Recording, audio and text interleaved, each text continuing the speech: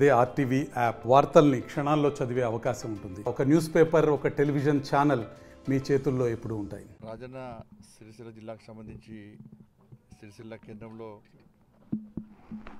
లక్ష్మీనారాయణ గారు నేత కార్మికుడు ఈరోజు ఆత్మహత్య చేసుకోవడం జరిగింది. దాదాపు 66 ఏళ్ళ వయసు. వాళ్ళ కుటుంబ సభ్యులతో మాట్లాడిన తర్వాత వాళ్ళు చెప్పిన విషయాలు విన్న తర్వాత చాలా బాధ అనిపించింది. పూర్తిగా వస్త్ర పరిశ్రమ అతలాకుతలమైనటువంటి పరిస్థితుల్లో ఉన్న ఉపాధి కోల్పోయి కనీసం కుటుంబాన్ని పోషించుకోలేని పరిస్థితుల్లో వాళ్ళ ఆత్మహత్య చేసుకోవడం జరిగింది. 2 కుమారులు, ఒక కుమారుడు ఎంఎస్సీ కంప్లీట్ చేసినప్పుడు కూడా ఉద్యోగం రాక వాళ్ళ నాన్నగారికి చేదోడు వాదోడు ఉండే ప్రయత్నం చేసిండు. ఆయనకు ఆరోగ్యం, వాళ్ళ శ్రీమతి గారికి ఆరోగ్యం బాగాలేకపోవడం, ఒకవైపు వస్త్ర పరిశ్రమ మొత్తం బంద్ కావడం, ఇలా కనీసం తినడానికి తిండి లేని పరిస్థితుల్లో, కుటుంబాన్ని పోషించుకోలేని పరిస్థితిలో ఈరోజు లక్ష్మీనారాయణ గారు ఆత్మహత్య చేసుకోవడం జరిగింది. మొన్న కూడా ఒక నేత కార్మికుడు మొన్ననే ఆత్మహత్య చేసుకున్నాడు. సిరిసిల్లలో ఇలాంటి కామన్గా మారినాయి.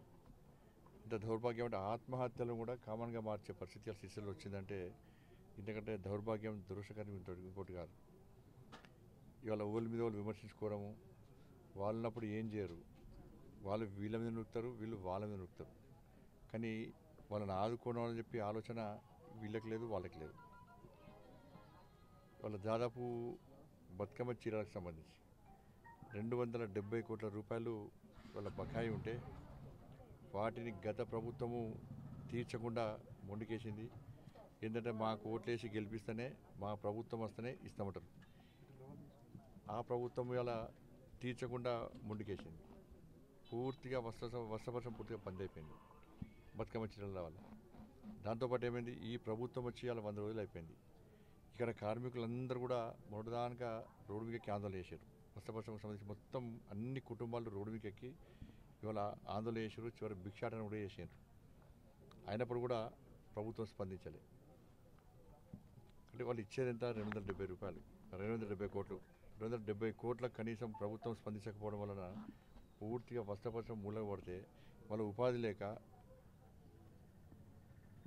ఇబ్బంది పడుతుంటే స్పందించాల్సిన ప్రభుత్వం స్పందించకుండా ఊరికొరు విమర్శలు చేసుకోవడం ఇది మంచి పద్ధతి కాదు. కాబట్టి ప్రభుత్వం వెంటనే స్పందించాల్సిన అవసరం ఉంది.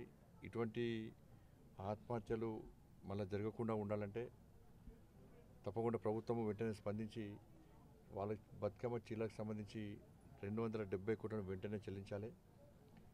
తిరిగి పాత బకాయిలు చెల్లించి మళ్ళీ కొత్తగా కూడా ఆర్డర్లు తీసుకొని వస్త్ర పరిశ్రమ నిరంతరం సీదాసాఫీగా కొనసాగే విధంగా ప్రభుత్వం చర్యలు తీసుకోవాలి.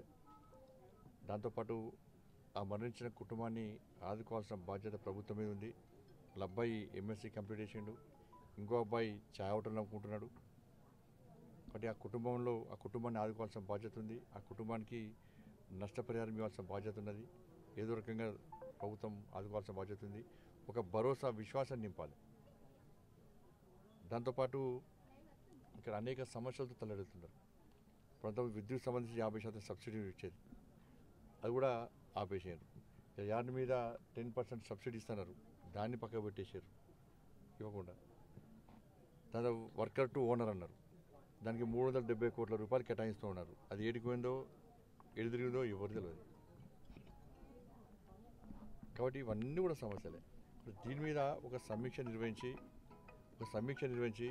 ఇటువంటి ఆత్మహత్య జరగకుండా, వస్త్రపరిశ్రమ పూర్తిగా దాని మీద ఆధారపడినటువంటి కుటుంబాలు నష్టపోకుండా మనం కాపాడవలసిన బాధ్యత పాలకుల మీద ఉంటుంది.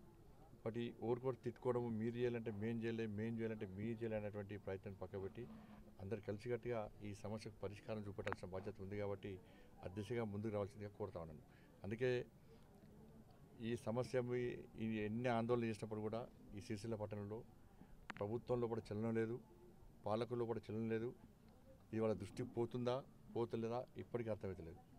దాన్ని దృష్టిలో ఉంచుకొనే నేను 10వ తారీఖు నాడు ఈ నెల 10వ తారీఖు నాడు ఉదయం 10 గంటల నుంచి మధ్యాహ్నం 2 వరకు వాళ్ళు ఇదే సిరిసిల్ల పట్టణంలో నేతలకు భరోసా ఇవ్వడానికి, ప్రభుత్వం దృష్టికి వీళ్ళ సమస్యలు తీసుకుపోవడానికి ఈ దీక్షా కార్యక్రమాన్ని చేపడుతున్నాను. మరిన్ని వీడియోస్ కోసం ఛానల్ ని సబ్స్క్రైబ్ చేయండి. లేటెస్ట్ అప్డేట్స్ కోసం వాట్సాప్ ఛానల్ ని ఫాలో చేయండి. అండ్ లింక్ డిస్క్రిప్షన్ లో ఉంది.